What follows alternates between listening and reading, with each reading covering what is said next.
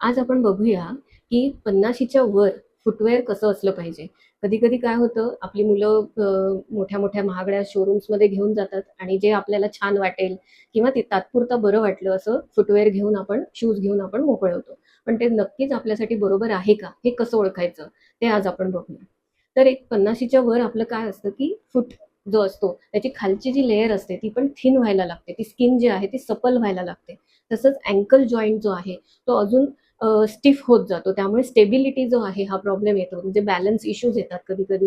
Strength issue असतात, की त्याची ताकद तेवढी नसते. मग आपलं फुटवेअरमध्ये ह्या सगळ्या गोष्टी असतील तर ते छान राहील आपल्यासाठी. तर मग त्यात कुठल्या गोष्टी आहेत, की एक तर पाहिजे म्हणजे तो स्टेबल फुटवेअर. म्हणजे अँकलपर्यंत त्याची स्टेबिलिटी असली पाहिजे. म्हणजे हाय अँकल शूज किंवा त्या मोठी टंग असलेले शूज, की जे व्यवस्थित लेसनी बांधता येतील.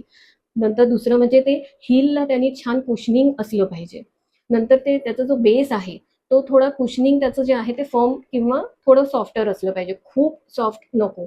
त्याच्याने काय होतं, खूप सॉफ्ट असेल तरी सुद्धा आपली स्टेबिलिटी जी आहे ती हॅम्पर होऊ शकते. आणि चौथा म्हणजे टोज जे आहेत त्याला चांगली जागा पाहिजे. म्हणजे असे ते पुढे नॅरो नको. त्याच्यात ते टोज असे क्रम्पल नको व्हायला. त्याला छान जागा पाहिजे. ह्या 4 गोष्टी आपण जर लक्षात ठेवल्या तर ते फुटवेअर आपल्यासाठी सगळ्यात बेस्ट आहे.